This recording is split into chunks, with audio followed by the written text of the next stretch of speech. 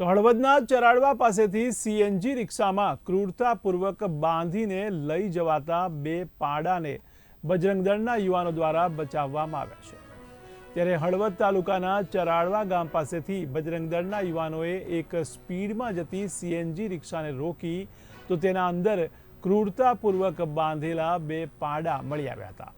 ત્યારબાદ યુવાનો દ્વારા આ રિક્ષા ચાલકને પોલીસ સ્ટેશને લઈ જવામાં આવ્યો હતો। ત્યારે મળતી માહિતી મુજબ હળવદ તાલુકાના ચરાડવા ગામના બજરંગ દળના યુવાનોને બાતમી મળી હતી કે સીએનજી રિક્ષામાં પાડાને બાંધીને લઈ જવામાં આવી રહ્યા છે।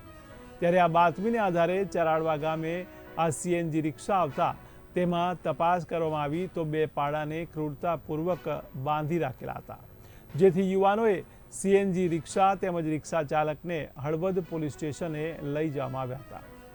ત્યારે યુવાનોએ આ સરાહનીય કામગીરી કરી હતી અને આ પાડા ક્યાંથી લાવ્યા અને ક્યાં લઈ જવાતા હતા તેની તપાસ હળવદ પોલીસ દ્વારા કરવામાં આવી રહી છે।